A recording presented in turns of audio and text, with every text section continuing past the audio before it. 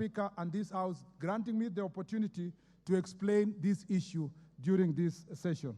Mr. Speaker, the Minister has taken measures to ensure equitable and fair allocation of funds for the improvement of roads and drainage structures. You have 10 minutes, Minister. Improvement structures in light of the prevailing weather circumstances. These measures include the Ministry's playing an active role as part and parcel of the National Disaster Response Team being Coordinator Minister of Interior to ensure that we respond to the El Nino situation. Number two, under the Equalization Fund, Mr. Speaker, this House approves a budget that deals with marginalized areas, and the Ministry, through its agencies, implements the same. Minister also, Mr. Speaker, by ensuring prompt, simultaneous, and adequate disbursement of RMLF funds to all constituents to enable the timely tendering and commencement of works. Ministry, through Kenya Roads Board, continues to review applications from county governments on roads that have matured enough to be moved to national level, Mr. Speaker, for reconsideration depending on the resources that are available. Fourth, equal allocation RMLF to carer under 22 and 10% are usually advertised in two ways, which I have explained. If it is less than 10%, 10 million, Mr. Speaker, in the region, and if it's above that, it is advertised at the national level. Fifth, as a matter of fact, Mr. Speaker, the notice that was in public domain contains only engineers' estimates, and it is not, Mr. Speaker, the actual cost, which will be determined after advertisement and when the tender is awarded, Mr. Speaker. Mr. Speaker, utilizing the remaining 7 minutes, let me say this. Mr. Speaker, we are in danger when it comes to the road maintenance levy. And this is where this discussion is coming from.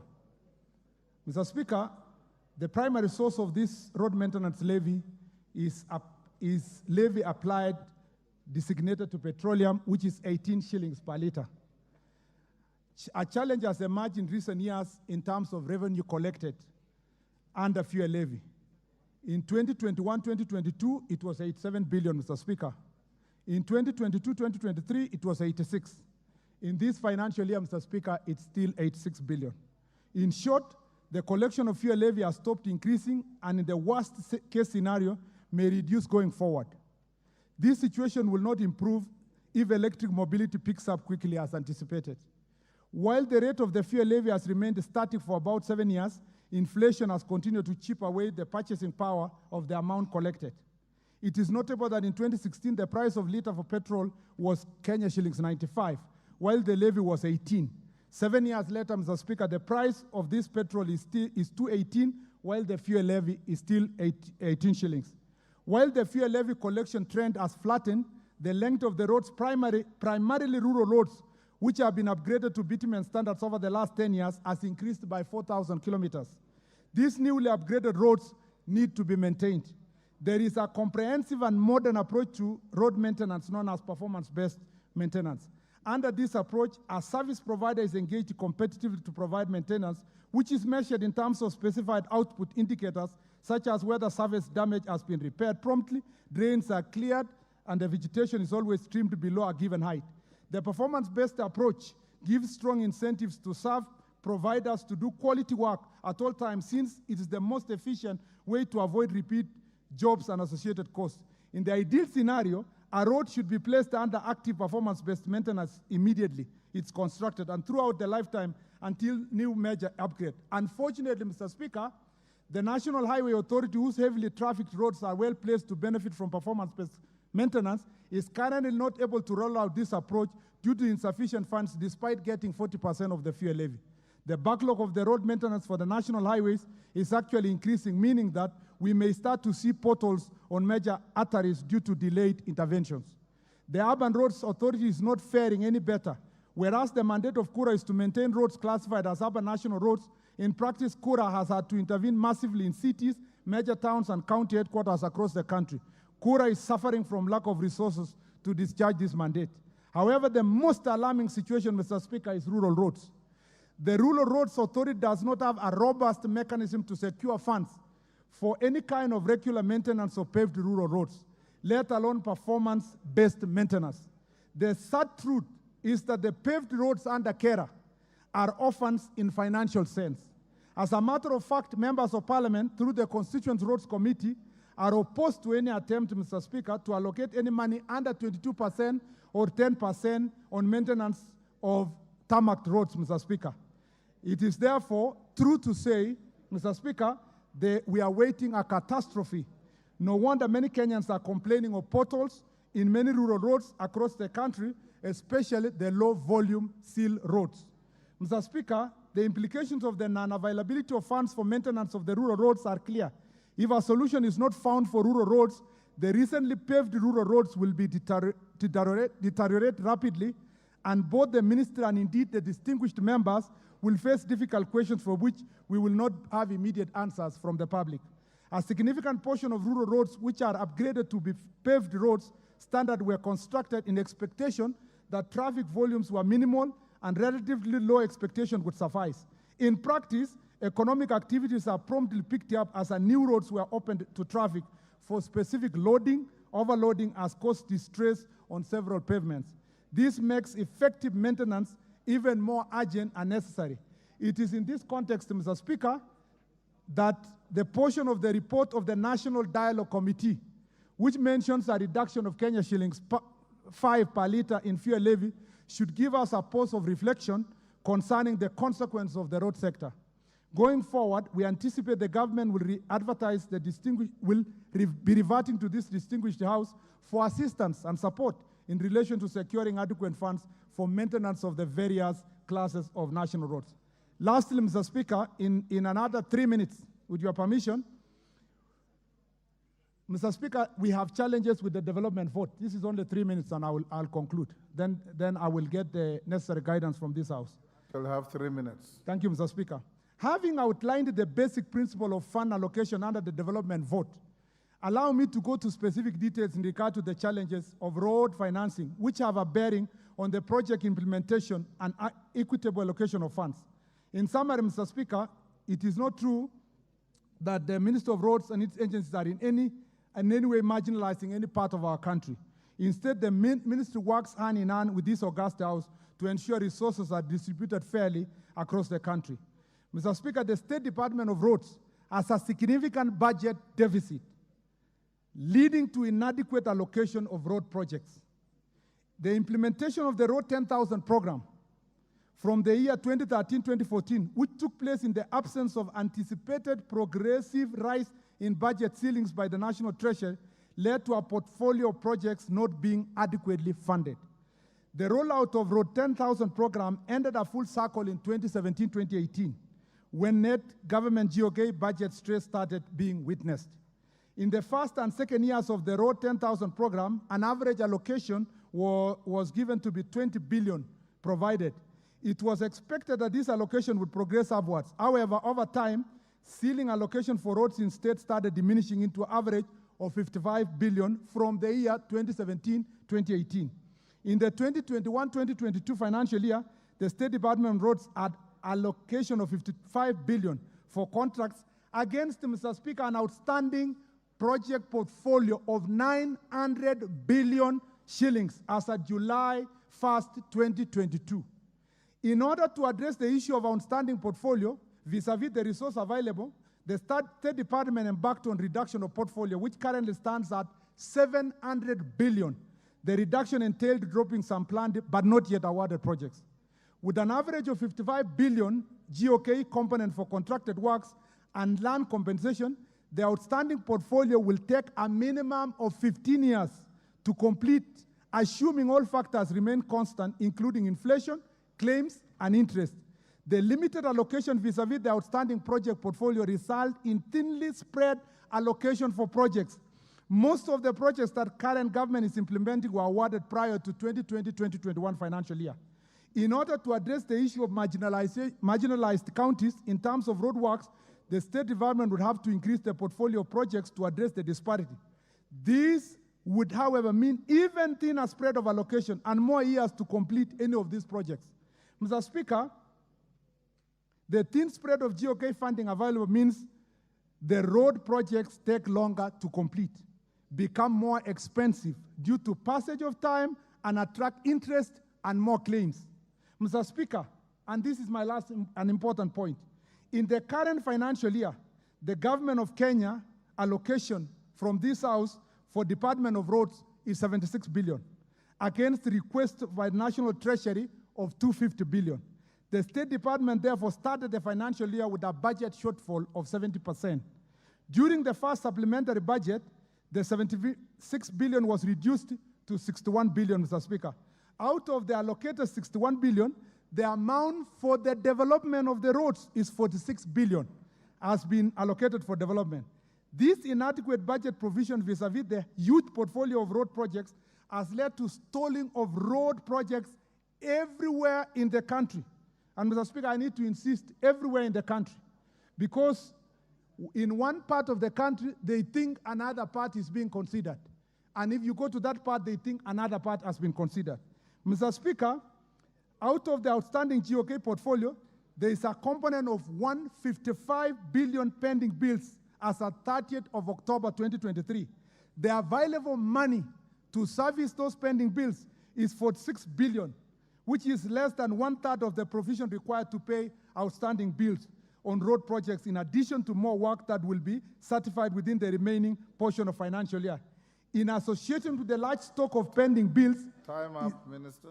Yeah, Mr. Speaker, if I don't make this last point, it will not complete on the development.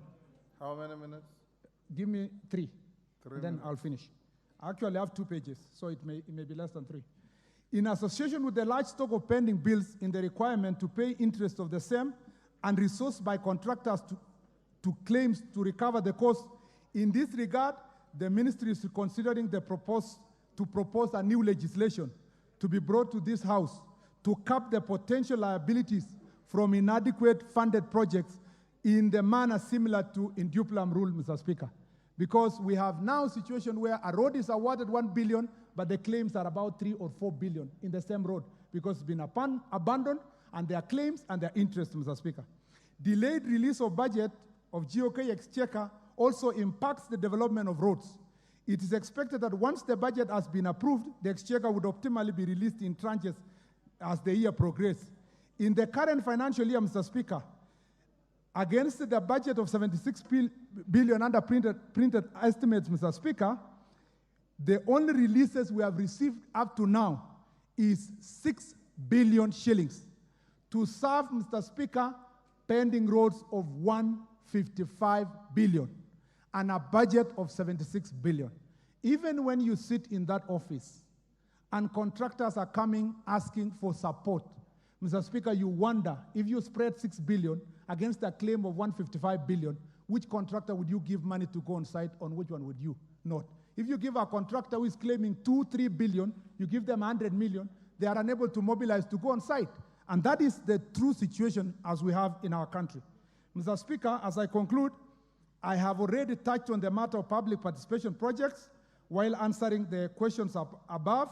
But, Mr. Speaker, these public participation and other projects that are introduced to satisfy constitutional requirements could be perceived to contribute to skewed net of allocation unless, Mr. Speaker, and it will cause the situation that we have now.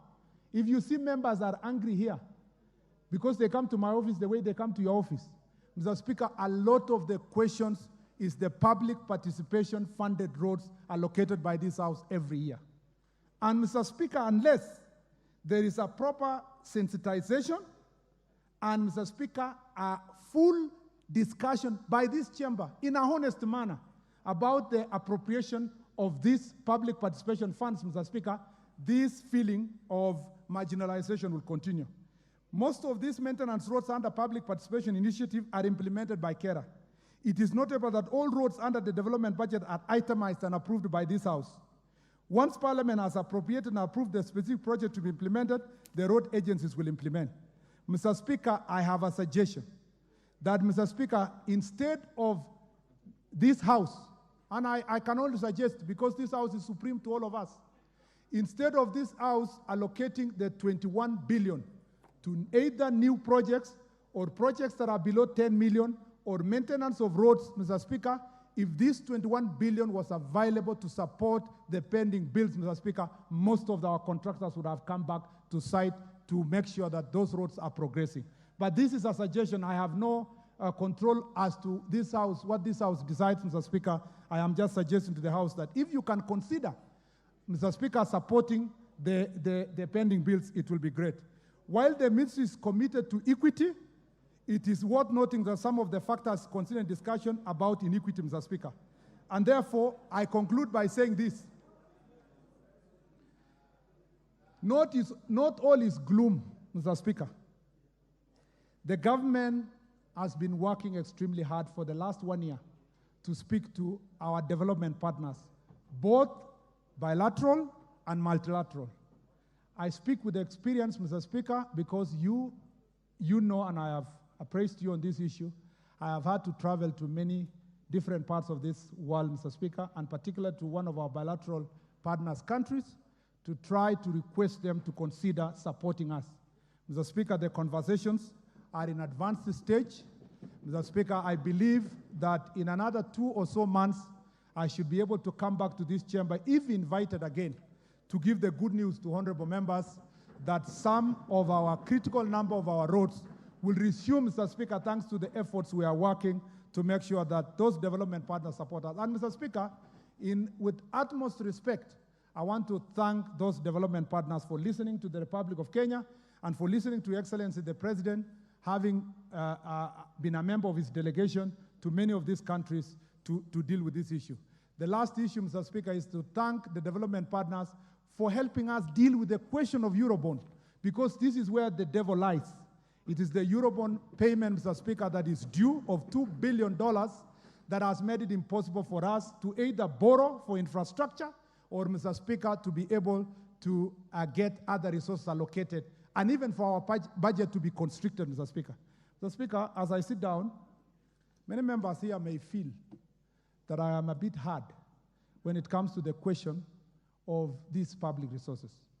Mr. Speaker, I have been a victim, Mr. Speaker, of Mr. Speaker, berating, harassment on something, Mr. Speaker, I have zero control. If I had a chance to sit where my colleagues sit, and we have sat with them in this House, Mr. Speaker, I would use this floor to, Mr. Speaker, correct the injustice and the marginalization. Because if you take this punishment to an innocent cabinet secretary who has zero role in allocating of money or budget, Mr. Speaker, it would be unfair in the Republic of Kenya. And I say this, Mr. Speaker, with all my heart. I am the only cabinet secretary, I don't want to praise myself, who has invited as many counties, I'm now in county number 26, to come for an open discussion without considering a political side, to ask ourselves, how shall we deliver on this very difficult road function in the absence of the budget that we have been given? So, Mr. Speaker, even when we feel the pain, and I have spoken to my friends here, when we feel the pain, and the pain of our voters saying we are stuck in mud, the roads are not progressing, this pain is a collective responsibility of leadership at such a time as this.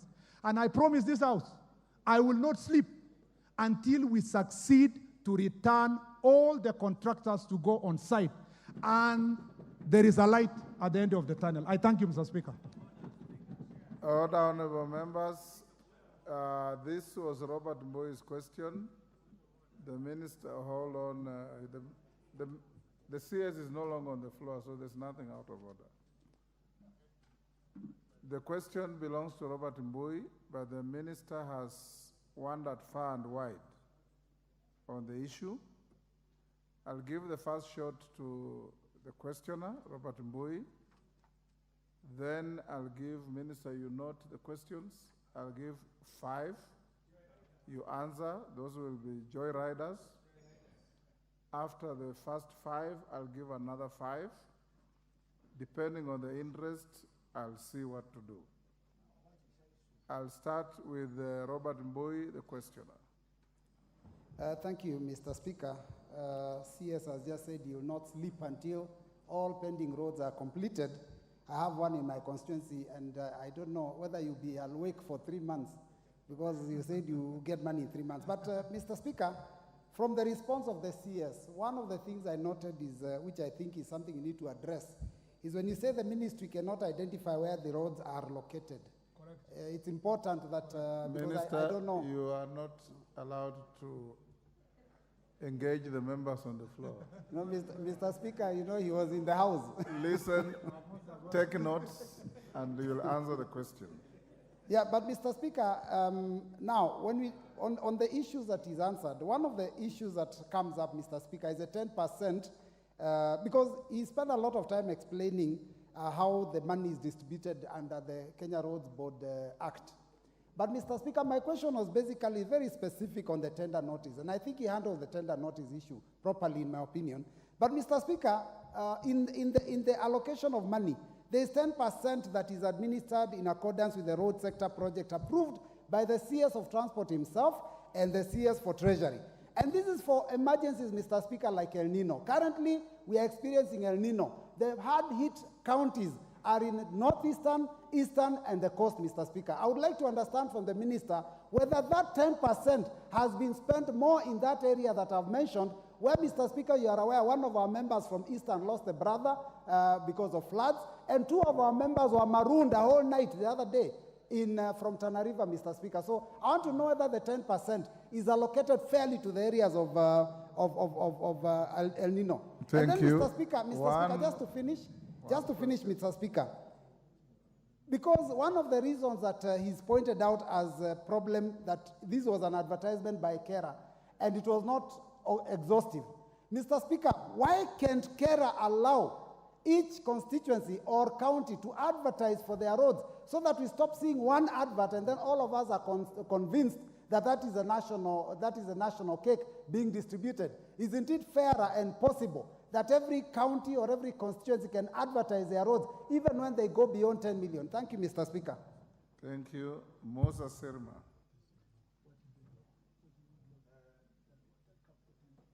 Thank you, Mr. Speaker. And for joyriders, only one question.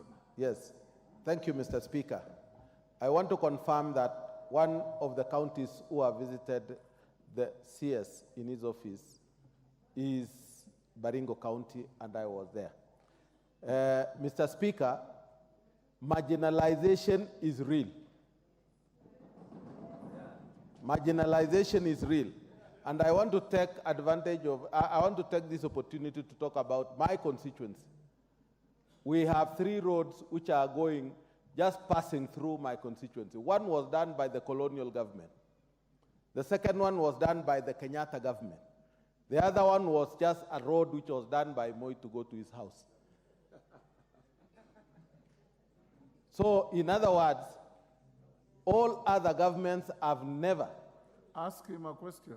Can you use the, we want this issue of marginalization. Could you consider those constituencies which have not gotten a road for a long time to be considered right now appropriately, as they have not been considered in the past government? Can I be a beneficiary? Mr. Speaker, I'm surprised that the minister or the CS is actually saying that his office is open to everybody and he sees so many people in other counties. Mr. Speaker, I'd just like to ask the CS, is this all the counties in this country, or is it for only the shareholding? My name is Emathe Namwar, Yes, the Namwar. MP for Turkana Central. I can't see you very clearly. Turkana Central is the headquarters of Turkana County. I know Thank you are not Rukana. Ask your question. Thank you, CS, for coming, and thank you, Speaker. Now, the point I want to put across actually is, they say the arrow is not afraid to shoot from the bow, but it is afraid to reach the target. Why am I saying that? Is because I have heard the minister, and he has actually said that the problem lies in this house. And that is where the rubber meets the tarmac.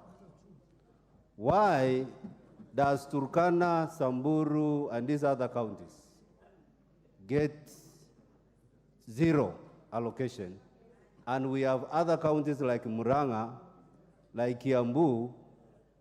Actually, 15 counties are getting 0 allocation, while others are getting a lion's share That is the point. And he has gone ahead to say the budget or anything that he receives is itemized. The question is, how can the minister prevent such kind of cannibalism and marginalization of some areas getting an allocation of 0? Because I know there are people who are sitting in committees You have that's asked your responsible with question. the past. Next, honorable member And for so, Speaker, Likuyani. Thank you very much, One Mr. Speaker. question. Yeah, for just every one member. question. On his submission, the CS alluded that there are certain constituencies, and he mentioned Kikuyu, that consolidates their funds to advertise for a road. I want the CS to tell us the particular road and the amount, because we know what we get on 22%. The particular road that was consolidated and the amounts. Thank you. Minister, those are 5. You can now answer. Hold your horses, I'll give you the chance. Thank you, Mr. Speaker. I'll be very quick because I can see the interest is high. I want to thank my friend, Honorable Mbui. He has asked me the question of how can a minister not be able to identify specific roads that are funded by the specific counties or constituencies for roads that are funded under this allocation by Parliament using public participation. This is the problem, sorry, Mr. Speaker. This is where the problem lies. When Parliament is allocating that money, they allocate to the road. They don't allocate to a constituency or a county. So during the itemized budget of Parliament, they allocate to specific road. The only time carer now will discover where that road is when they issue the authority to incur expense, expenditure, to the regional manager, or they advertise the road. That is when, during advertisement, the information now comes out that this is in Kakamega, or is in Kisumu, or is Mombasa, or whichever place.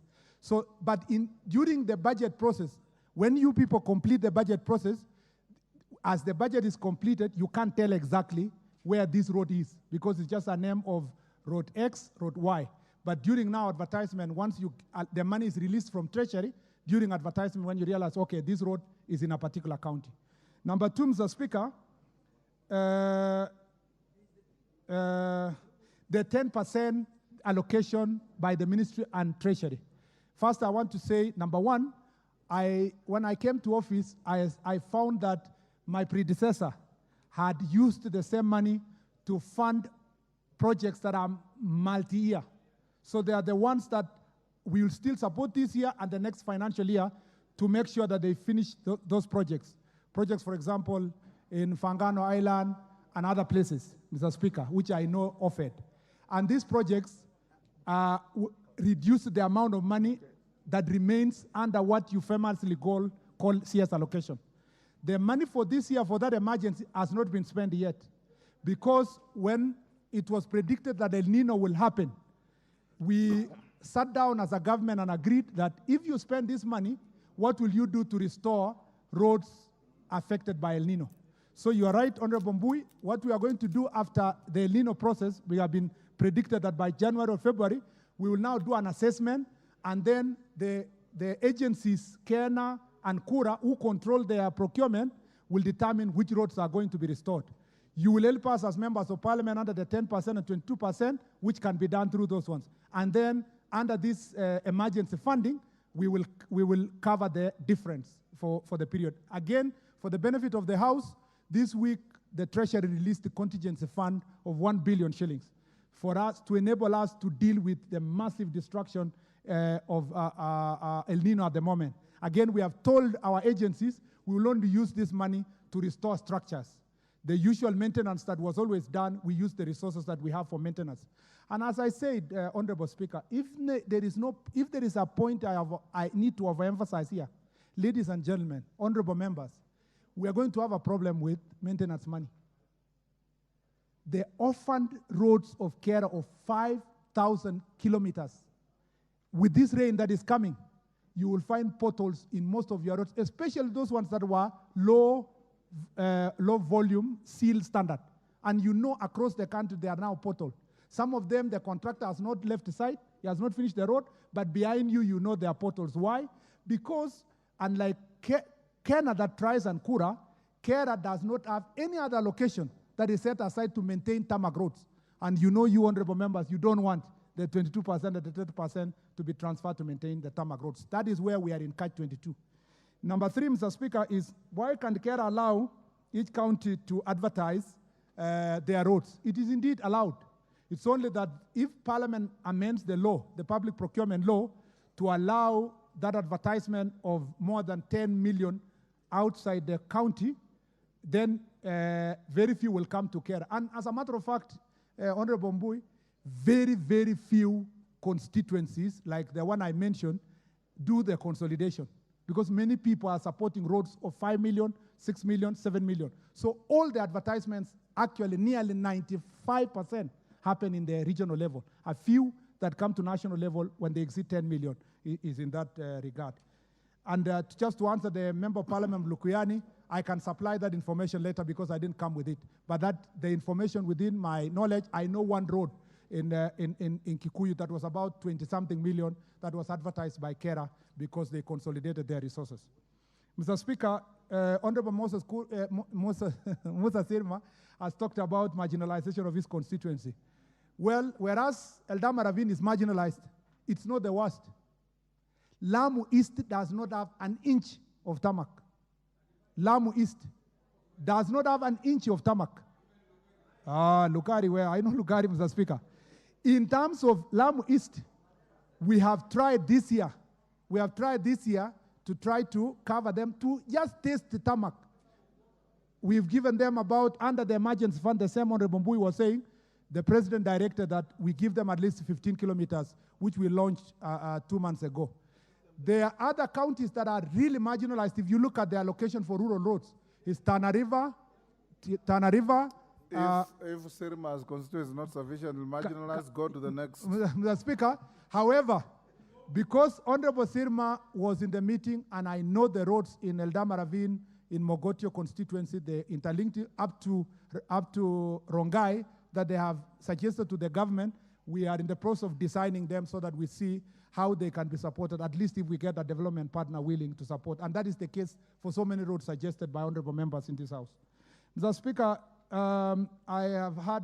Rosa Buyu just made a statement. If you want to give her an appointment, go ahead. No, Mr. Speaker, Rosa Buyu, I am shocked, Mr. Speaker, that I have been unable to meet her because, Mr. Speaker, I have not seen her missed call. She didn't say you are unable to meet her. She said you are unable to be reached. To be reached. That is why I am shocked because, Mr. Speaker, we have a very long history that dates back to 2004.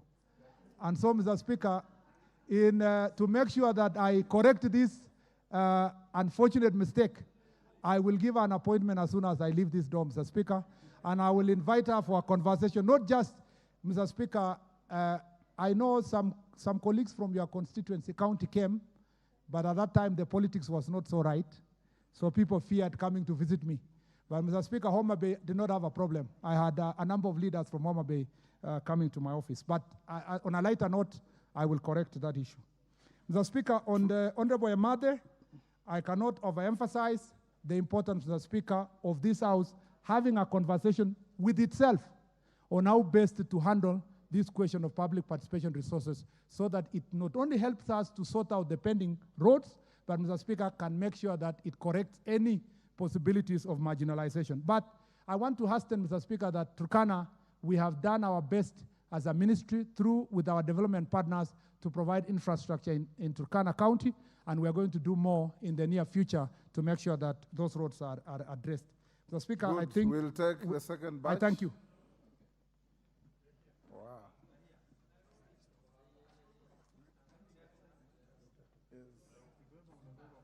Julia Sunguli. Mr. Speaker, I want to... Only one question. Mine will be actually very brief. Mr. Speaker, I'm interested in the Minister's answer with respect to the low volume seal roads. And I don't know, because the Minister has given us very bad news, except the good news at the end that he says the government is working hard. But in reality, what is the plan for maintaining those roads? Because some of them, the contractors abandoned before the 3-year period of maintenance. And I'm referring particularly to the road from Kilgoris to Emurua-Digir, and the road from Chebole to Siongiroi, the roads which are terribly dilapidated now. What is the plan, Mr. Minister? Thank you. Tonkei.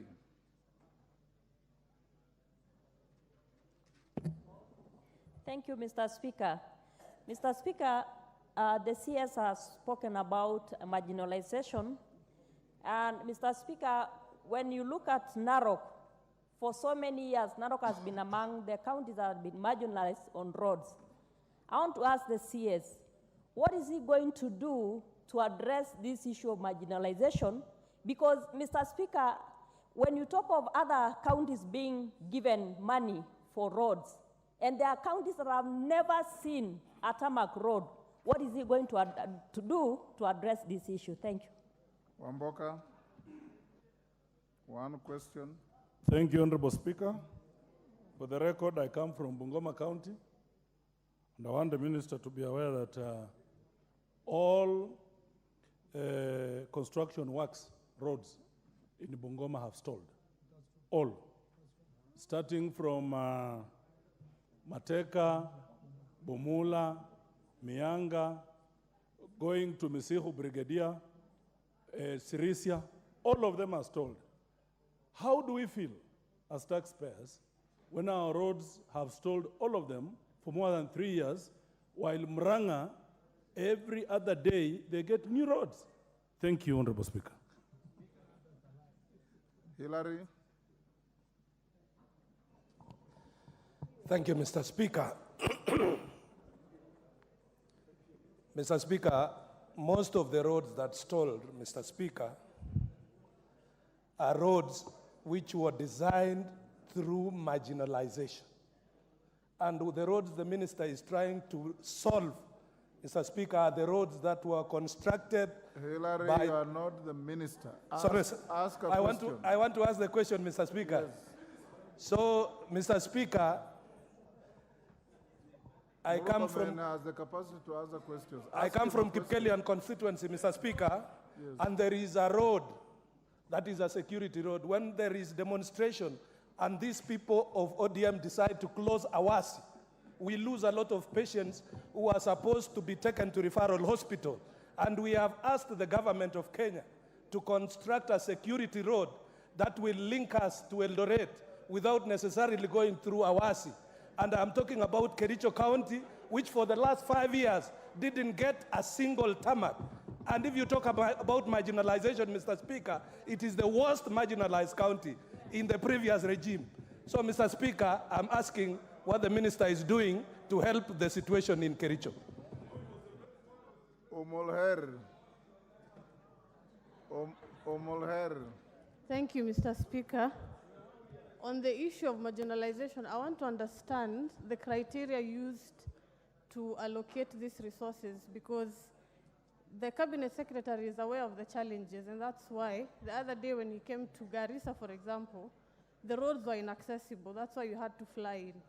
Maybe next year when you come, that issue should not be there. You can drive down, and that has to come from the efforts and the goodwill from your side. But I want to understand why a particular county is able to get 1.8, and when I looked at the allocation for Garissa, it's at 100 million. 1.8 what? So my concern is, if the need is there, why can't allocations be made as per the needs? Because this creates issues of insecurity. IEDs are planted not in tarmac roads, but roads that are maram and not tarmac. So maybe let's look at this issue holistically to even secure our borders. Thank you so much. Thank you.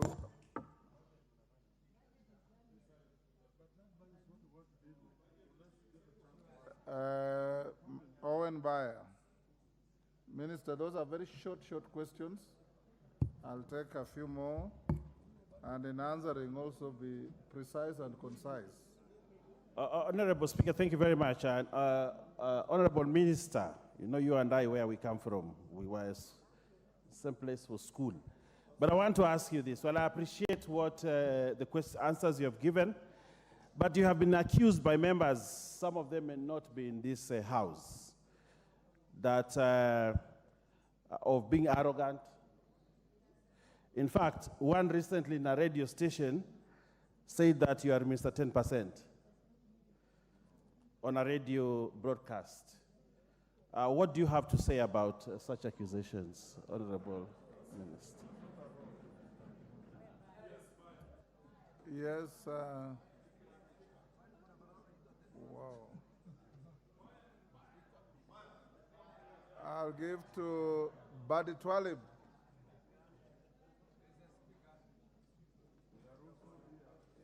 Mheshimiwa Spika, mimi naitwa Mheshimiwa Bezimba, sio Badi Twalib. Badi Twalib ni wa Jomvu, mimi ni wa Kisauni. Who? Bezimba. Bezimba. Sorry, Bezimba. My good friend. No, it's okay. It's okay. You all wear a turban on your head. So. Badi havai kofia, mimi ndio ninavaa kofia. Yes. Basi ni sawa. Swala langu liko kwa waziri ni kwamba Mheshimiwa Rais alikuja Kisauni akafungua barabara rasmi, akaanzisha barabara rasmi ya kutoka Kiembeni, Mwakirunge, Bondora. Lakini baada ya kuondoka matingatinga yote alimfuata. Hakuna kitu kinaendelea. Sasa leo tueleze una mipango gani na kuna kuendelea nini? Asante. Thank you.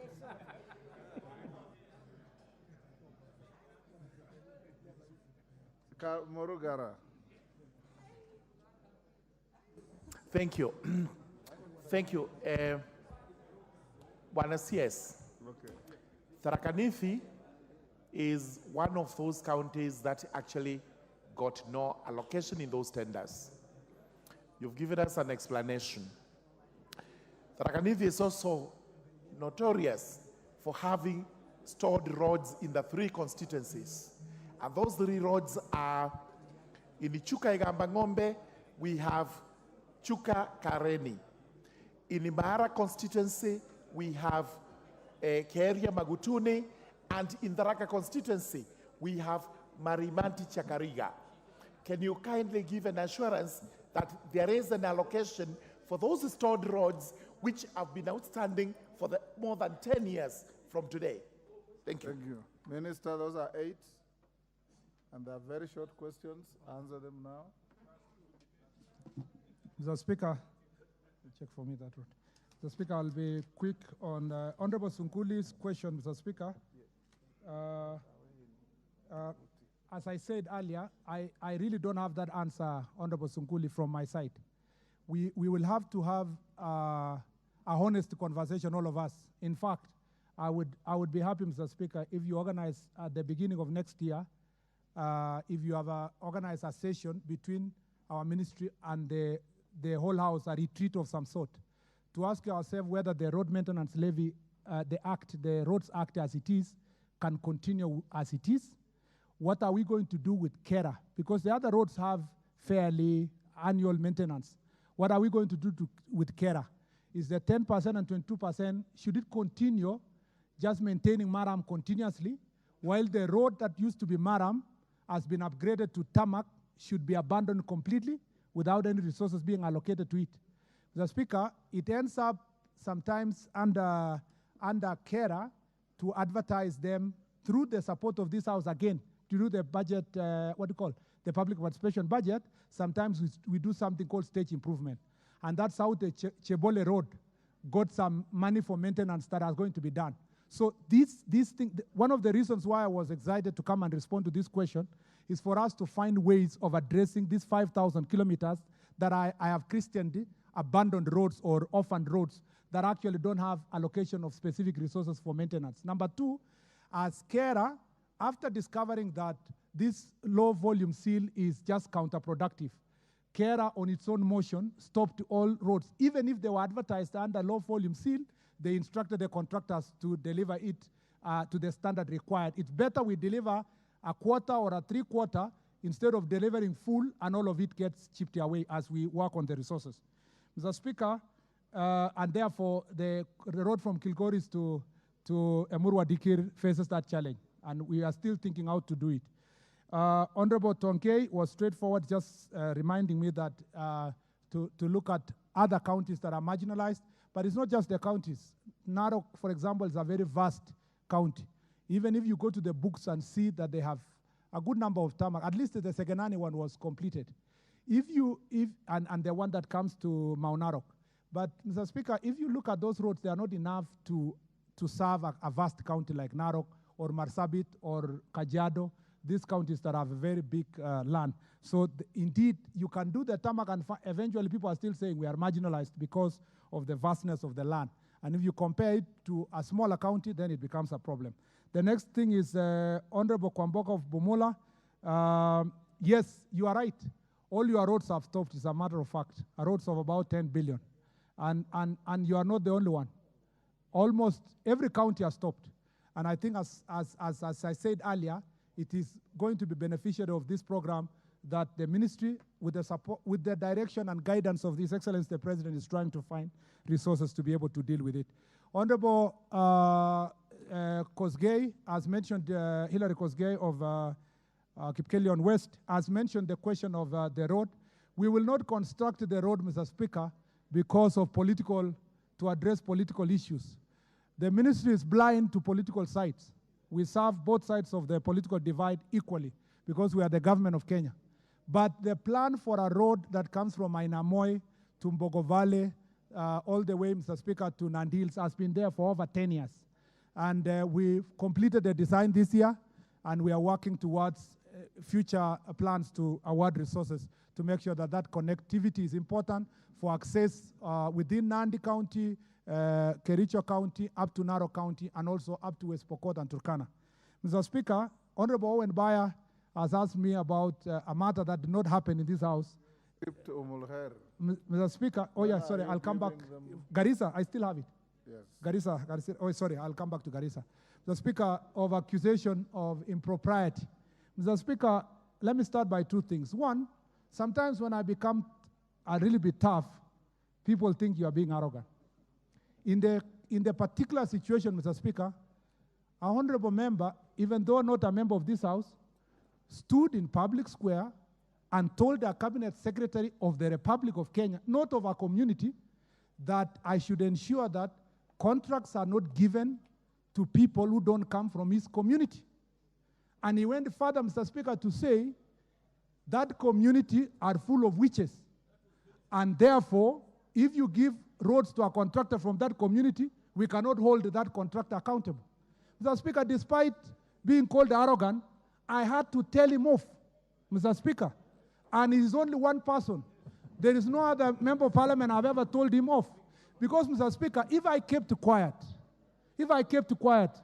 upon translation of that message, Mr. Speaker, that contractors cannot work in certain community, or of certain community cannot be given work, I would have abdicated my responsibility as a public servant. I was expecting that NCIC was going to take a stern action against such honorable members, Mr. Speaker. Mr. Speaker, on the question of 10% or 10 billion, 100 billion, Mr. Speaker, I have left that to my lawyers to address, and any honorable member who has an issue should have gone to the relevant institution to deal with it. But let everyone be informed that, Mr. Speaker, I will continue serving, and I will not instruct any government agency to deny people contracts based on their communities, or I will not superintend over a ministry that denies any community road by virtue of how they voted or their tribe. I will not, and I will not stop that, Mr. Speaker. Mr. Speaker, on the question of Garissa, Garissa is one of the marginalized counties, Mr. Speaker. That's a fact. But they are also a beneficiary of a major program we are doing with our development partners.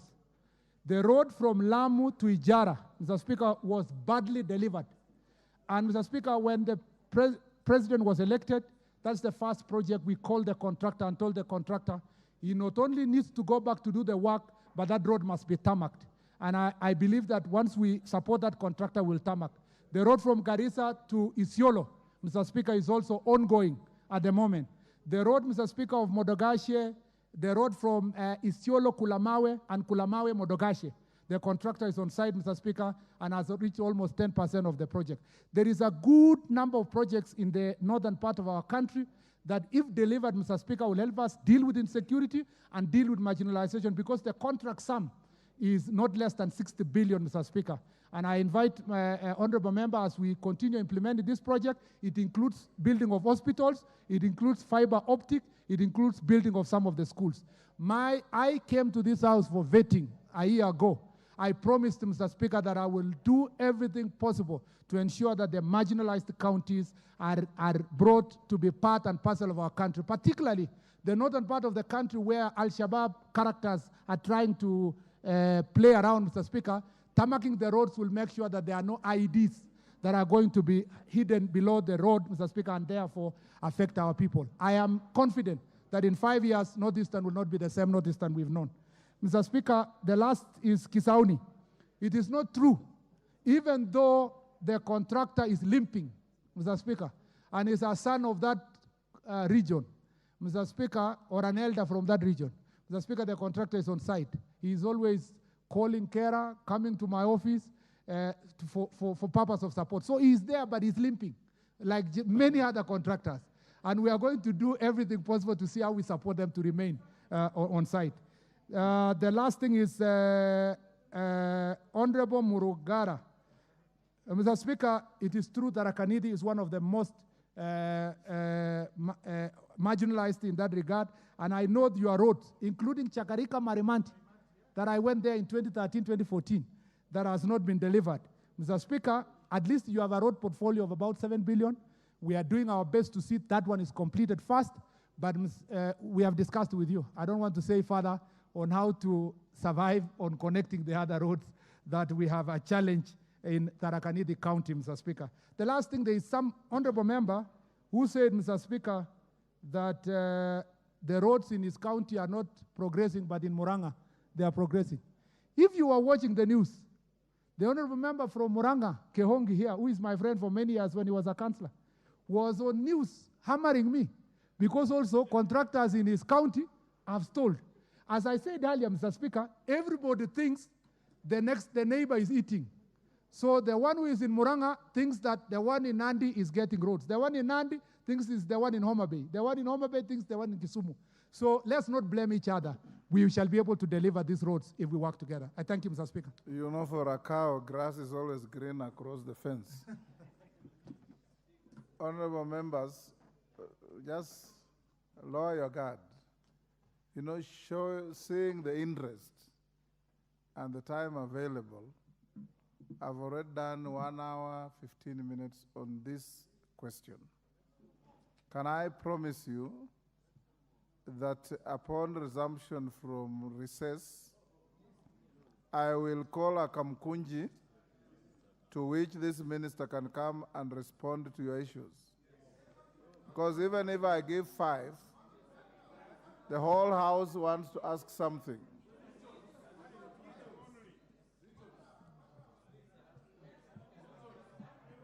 Yeah. I've seen your hands in the air. Mele Odhiambo. Thank you, Mr. Speaker, for giving me the chance. And last 5 is the last batch. If you are unlucky, the rain doesn't drop on everybody standing. Thank you, Mr. Speaker, Thank you, Mr. Speaker, for giving me the chance, and I want to thank the CS for his response. Mr. Speaker, I also want to just thank the CS for mentioning and acknowledging that the 300 million that was put in Fangano Island was done by the previous administration.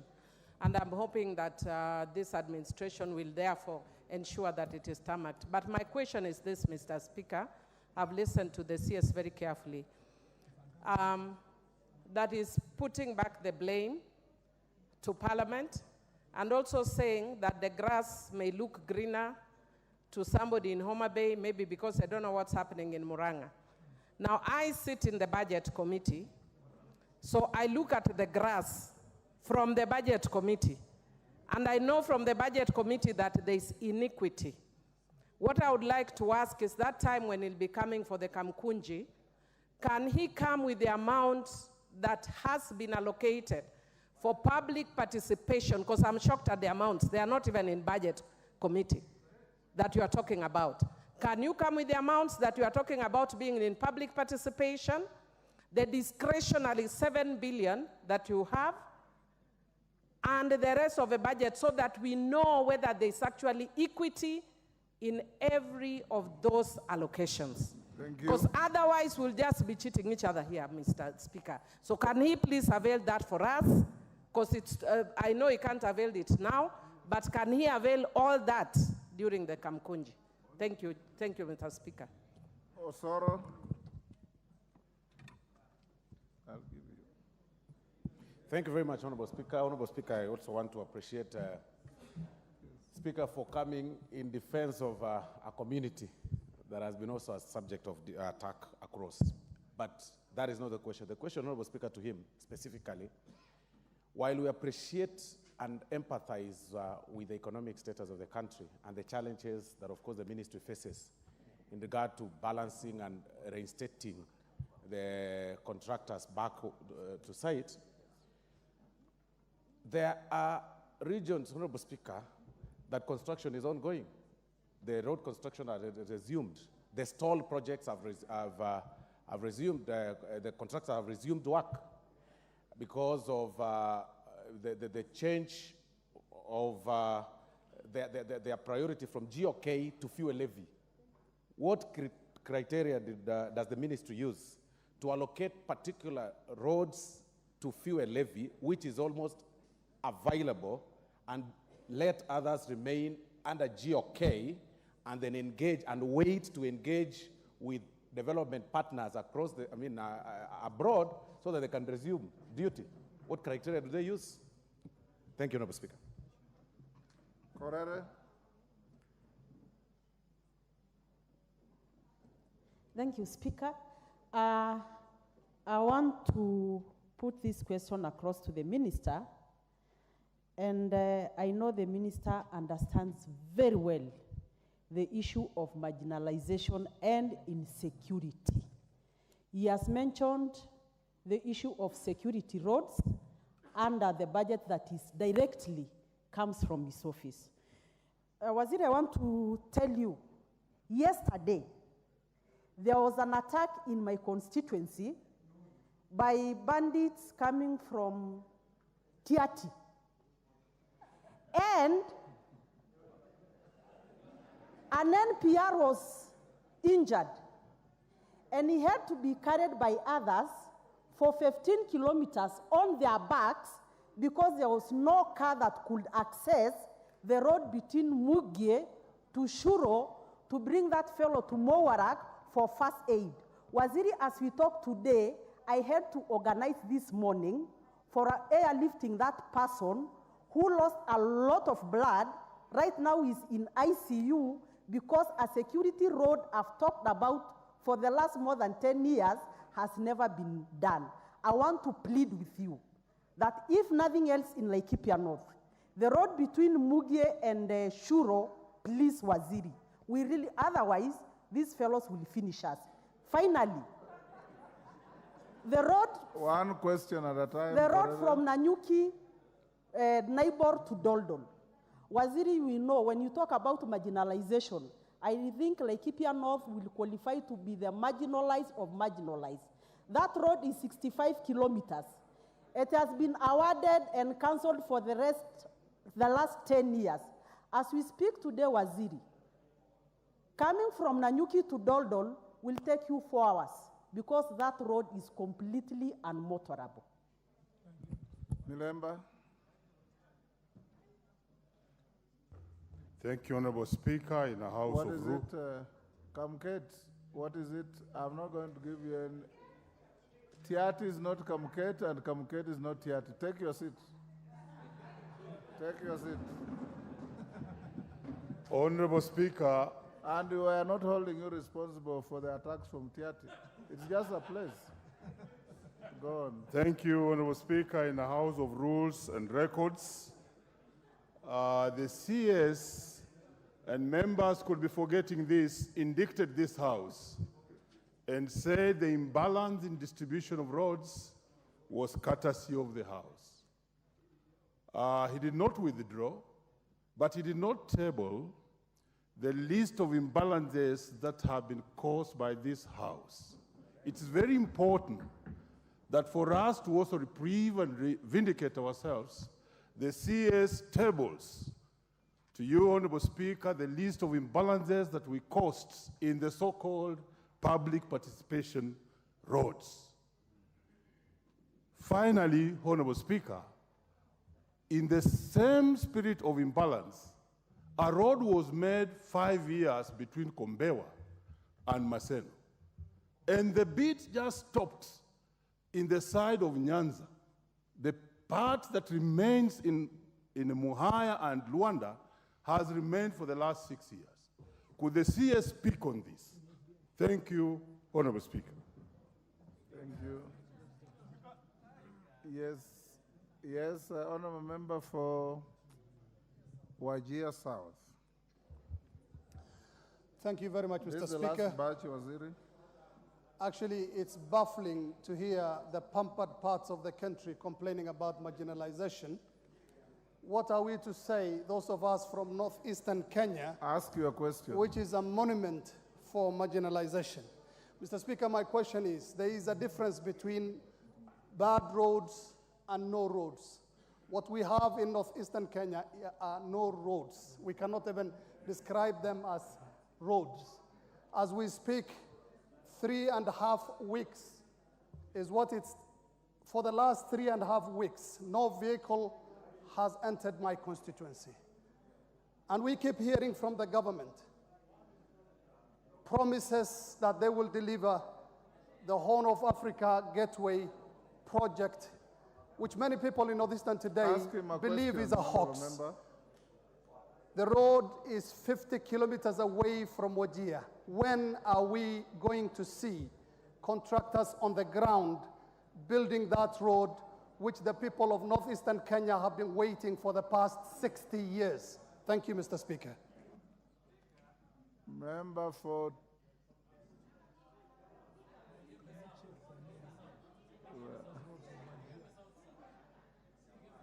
Cynthia Muge.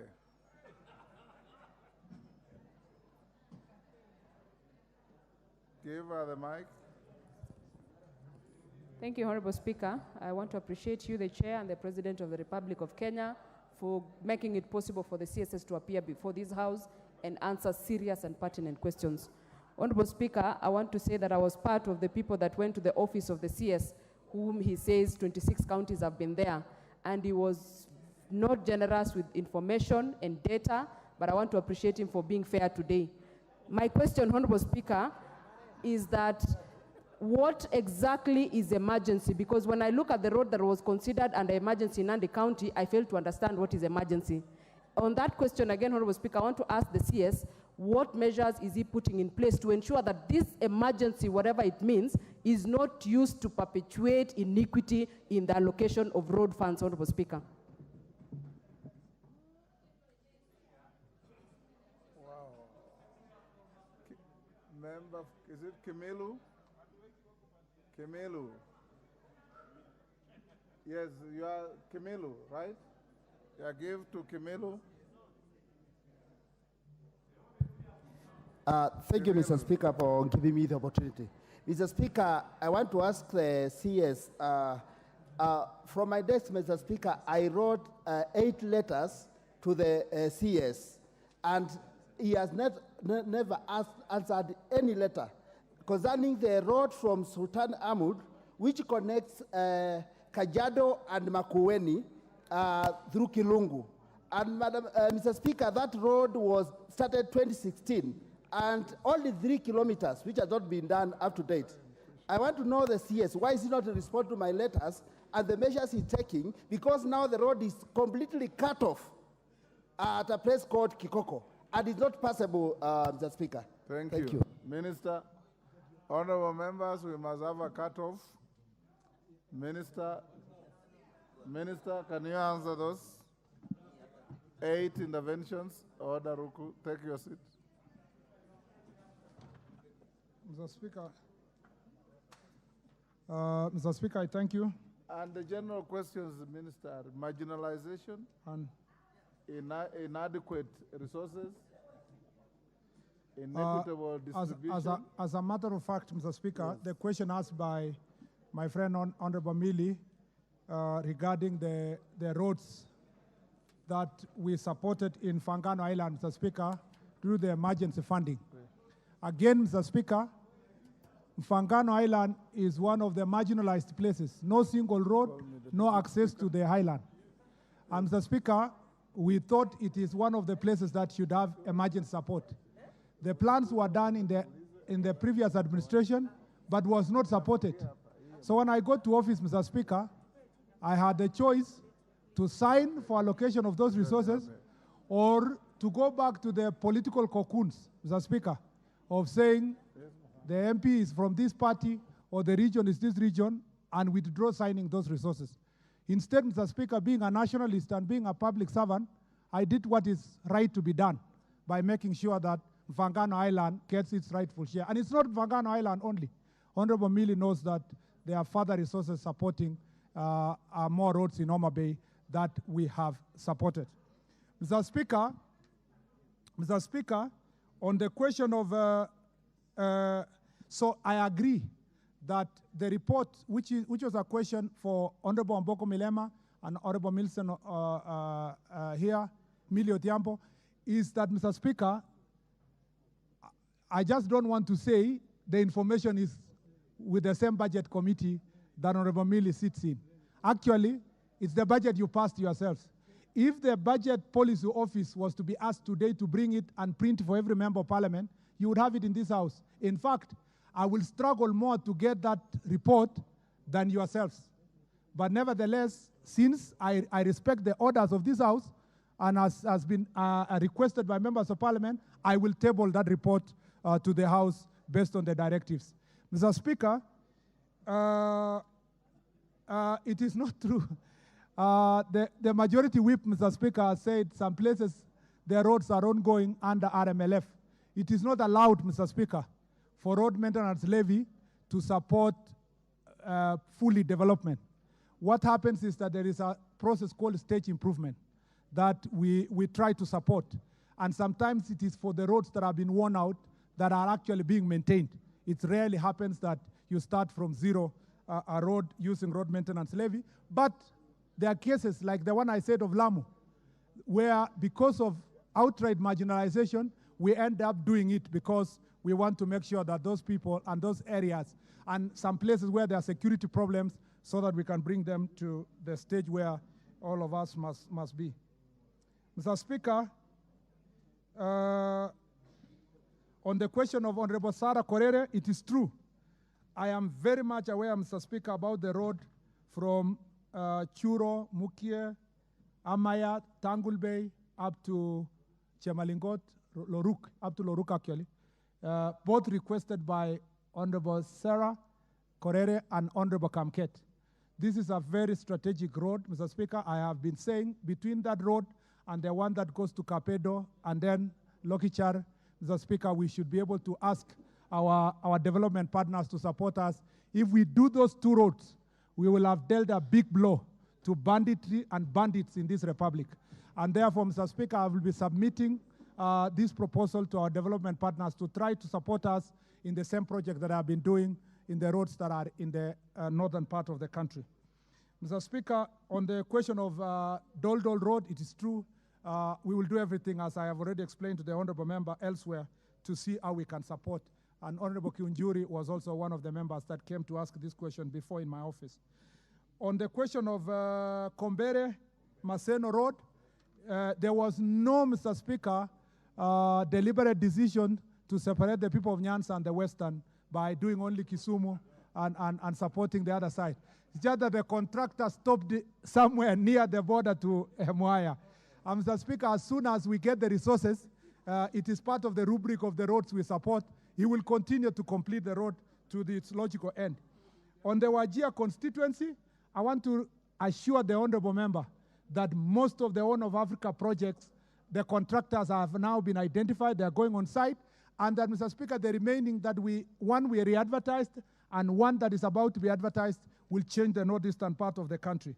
Mr. Speaker, Honorable Cynthia Muge, my friend, has raised a very important issue as far as emergency fund. It is true that in one of his projects in our county, we supported through emergency funding, particularly in a place where there's a TTC and MTC and everything, and things were a problem in Mosoriot, Mr. Speaker. I would not, I will make sure that this is not going to happen in other parts of the country or across the country, that it's not going to be dispersed marginally. What we did in Mosoriot, Honorable Cynthia, is exactly what we did in Fangano Island to support places, because particularly Nandi County, when I realized that they had not got any new project for many years, we had to support Mosoriot Township roads, Mr. Speaker, to make sure that we address that marginalization. And for avoidance of doubt, Mr. Speaker, because this debate has been going on for long, Nandi County, Mr. Speaker, roads that have stalled since 2014. Mr. Speaker, the roads that connect, that are in Tinderet constituency and Mosob constituency, Mr. Speaker, and Chesumei, we have re-advertised those roads in a very short time. And we thank the Attorney General for cooperating with my office to allow us to re-advertise those roads, to get a good contractor, Mr. Speaker, who is going to deliver. I know some of their local leaders have said they don't want contractors from certain country. But Mr. Speaker, my business is to make sure that we get a contractor that has the capacity to deliver roads for the people of Nandi. I am not in the business of knowing, Mr. Speaker, or facilitating friends of politicians or individuals to get contracts. My business is to tell the agency, use proper tendering process and get us contractors who can get the people of Nandi from the morass and the problems they have had from 2014, and not to please certain individuals who have certain contractors who are in their pockets, Mr. Speaker. Mr. Speaker, finally, the Sultanahmud Road, I am reliably informed, Mr. Speaker, that this is also one of those roads that have waited for far too long to get the support of the government. And I want to inform you, Honorable Kimilu, that the first thing I want to say is that all your letters, all letters from members of parliament, we mark it to the relevant office of the PS, and we put all the requests on a dashboard to make sure that we track and implement. The only problem is that I get at least 200-300 letters. Maybe we have not been able. Sometimes an MP writes a letter and writes a reminder. So maybe the mistake on our side is not replying back to the members of parliament. But as a matter of fact, every single letter that comes from honorable member, and whether from this House or Senate or other leaders in the country, are documented, and it informs the prioritization of the roads. And for your road in the Sultanahmud, we are now assessing it for purpose of restoration, at least because of this El Nino situation. As you know, El Nino at the moment is affecting northeastern, coast, and upper eastern, and the lower eastern. All those places, the initial assessment is that we need about 15 billion first to restore the road. That is why the 1 billion we got from contingency fund, we are just using it to make sure that we connect counties. And that's why the place in Abaswein there, Kotulo to Mandera. I was in Garissa the other day. Today, if you see the news today or you get the information from social media, the road in Lamu, connecting Lamu to Mombasa, has been destroyed because of the rains. And so we will continue assessing it. Eventually, we will now sit down and say, what is there from emergency fund? What can we come back to this House to try to allocate for purpose of restoration of our roads? I thank you, Mr. Speaker. I'm afraid we have to end here. I'm sorry to all those members who have burning questions. I've assured you I'll give you a kamkunji with this minister, and I'll give you time to ask each and every conceivable question. Some members have come here with very burning issues and very genuine and legitimate concerns, and time is not on our side now. We have spent almost 1.5 hours on one question. Let's move to the next order. Yes, Minister? Mr. Speaker, I thank you for giving me the opportunity to come here. I know there was a specific question sent to me regarding Mau Mau roads, Mr. Speaker. It falls within all these roads that are pending across the country are the same. And we do not discriminate on any road because it is Mau Mau or it is any other road. I don't know, Christian, whatever. We are going to support all these roads as soon as we get the resources. And no part of the country has received more consideration than the other. And even as Honorable Mukunji has been pushing me, we will make sure that we compensate those who need to be compensated. We also check some counties like Embu, that though neighboring counties have Mau Mau roads, is one of also the marginalized counties in that region. Mr. Speaker, I thank you for giving me this opportunity, and I seriously beg you, Mr. Speaker, this is a formal setting. But if next year you can put for us a day, we have an informal setup to discuss the future of our roads with the honorable members, we will be very grateful from the ministry side. Get in touch with my office. I then thank you, we'll Mr. Speaker. agree on the program and the timing. Honorable members, yes, can I hear your suggestion? Jared? Honorable Speaker, a very quick one. When I firstly saw the list which has generated debate here, I firstly thought that it was fake. And I believed at worst that the minister was going to distance himself from this list. But he has owned it. Honorable Speaker, this is my suggestion.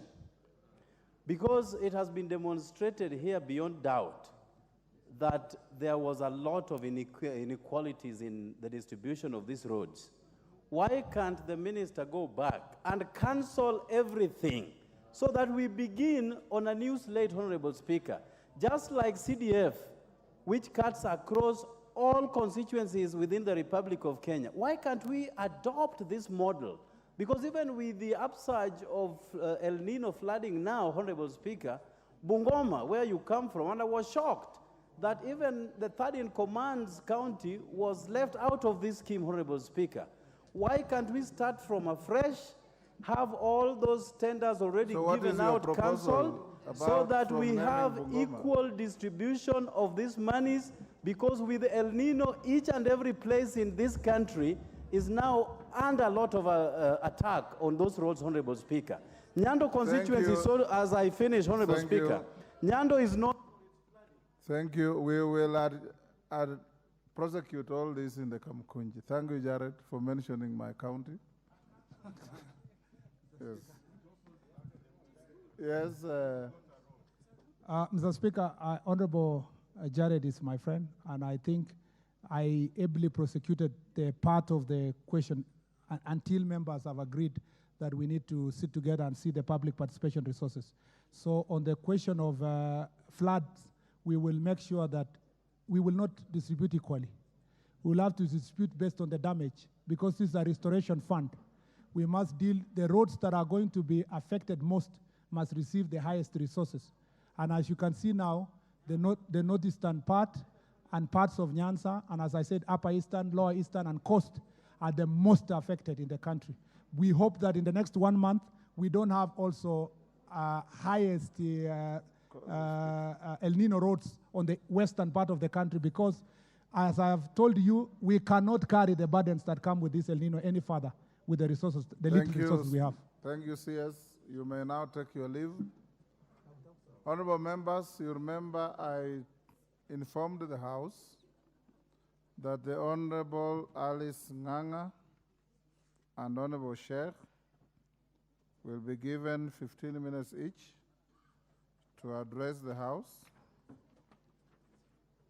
We now go to that, which is still at statement level.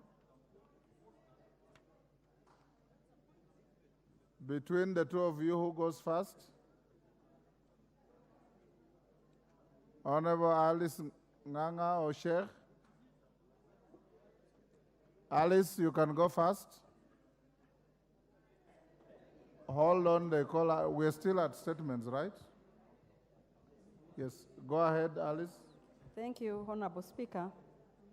Honorable Speaker, I rise to make a statement on legislative proposal, the Constitution of Kenya Amendment Bill 2023. The legislative proposal seeks to amend Article 89 of the Constitution to provide that the Independent Electoral and Boundary Commission shall ensure that the second review of constituencies shall not result in the loss of a constituency. Honorable Speaker, as you are aware, the first review was undertaken in March 2012 by the Andrew Rigare team, which is now the de facto interim Independent Boundary Review Commission. Honorable Speaker, the 2012 boundary review did not, however, result to the loss of any constituency, despite the constituencies not complying with the population quota requirement. Honorable Speaker, this was due to the provision in the Constitution, which is found in the 6th schedule to the Constitution, in particular paragraph 27(4), which provide that the Boundary Commission shall ensure that the first review of the constituencies undertaken in terms of the Constitution shall not result in the loss of a constituency existing on the effective date. Honorable Speaker, this provision, being a transitional provision, is now spent, and therefore the constituencies that were protected in the first review now faces to be scrapped. Honorable Speaker, the 27 constituencies that were protected during the first review were as follows.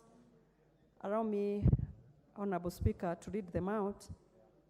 Voi constituency, Wandanyi constituency, Mwatate, Bura, Isiolo South, Samburu East, Resamis, North Hora, Saku, Kirome, Makueni, Mbere North, Mathioya, Daragwa, Budarangi, Vihiga, Udhaya, Mathioya, Kangima, Marquette East, Keio North, Tetu, Mogotio, Ramu East, Ramu West, and Muvita. What's your point of order? I think you've been given the wrong mic.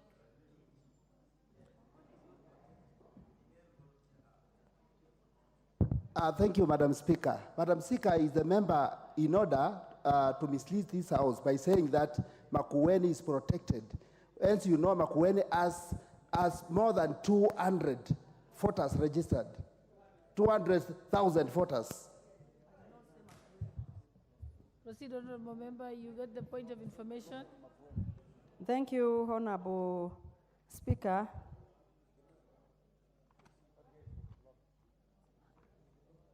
Let me proceed. Honorable Speaker, you will agree with me that the people of the 27 constituencies have a right to be represented. If the second review of the boundary constituency, which is due to be undertaken by March next year, 2024, takes place, then the people in the 27 constituencies may lose representation in this House. Honorable Speaker, from the list that I have just read, the constituencies hold significant cultural and development for the people. Merging these constituencies would result to a loss of feeling of identity and control of the people in terms of local development in their constituencies. Honorable Speaker, further, should the next review result to the loss of any constituency, we should be denying the great people of all the 27 constituencies the much needed social and economic development, in particular, which has been achieved through the allocation of CNGCDF. Honorable Speaker, you will agree with me that the issue of review of the constituency boundaries is an emotive issue that can cause unnecessary disharmony and conflict, especially to the great people of Kenya who are peace-loving and have been operating peacefully in their existing constituency. In this regard, I dare ask why merge them? Honorable Speaker, it is a result of foregoing grave concern that I took up the initiative to amend the Constitution to further protect the constituency from the second review of constituency boundaries. Honorable Speaker, it is worth noting that the issue of protecting the constituency also featured heavily in the National Dialogue Committee stakeholders' engagement, and the public expressed concern on the need to ensure their right to representation is upheld. Honorable Speaker, this is the basis of my legislative proposal, which seeks to amend Article 89 of the Constitution to ensure that the second review shall not result to the loss of any of the 27 constituencies in recognition of the right to representation of the people from the 27 constituencies. Honorable Speaker, as I conclude, I am urging the members of this House to support the legislative proposal. As a House that is established under Article 95 of the Constitution to represent the people of these constituencies, we are here to do exactly that by legislating to ensure that the right to representation of the people of Kenya is upheld. Honorable Speaker, with these few remarks, allow me to quote the words from the 16th US President, Abraham Lincoln, who once said, "I have never had a feeling politically that did not spring from the sentiments embroidered in the Declaration of Independence."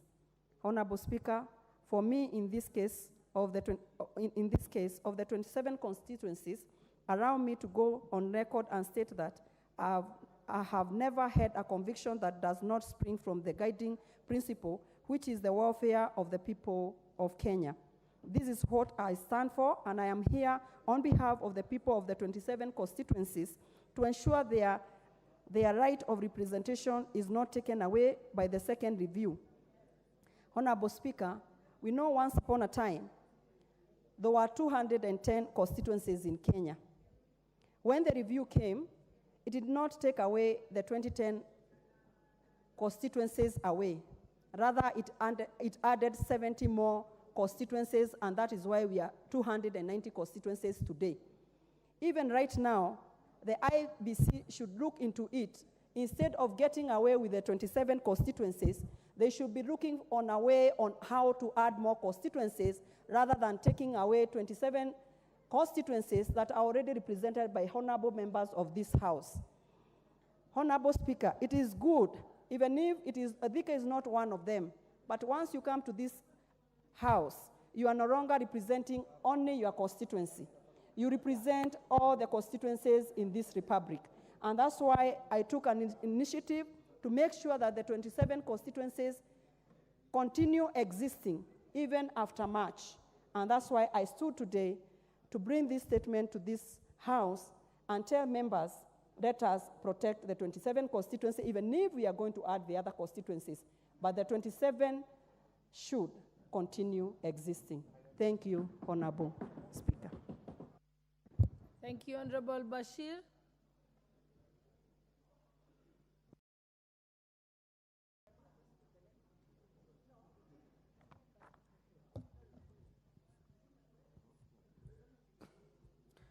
Thank you, Honorable Madam Speaker. Madam Speaker, this is a personal statement on the Constitution of Kenya Amendment Bill 2023, specifically Article 88 of the Constitution of Kenya.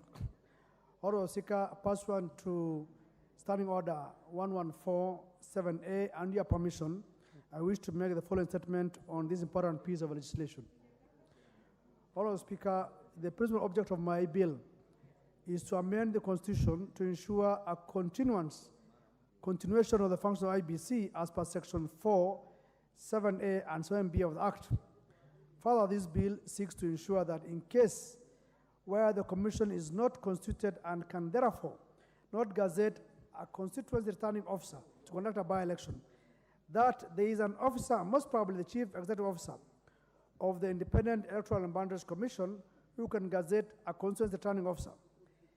That this is also provided for under Article 1012 of the Constitution.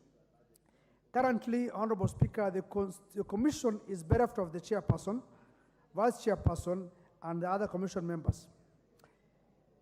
That Section 7A and 7B of the IABC Act 2011 cannot be applied to resolve the vacancy of the chairperson and members of the Commission.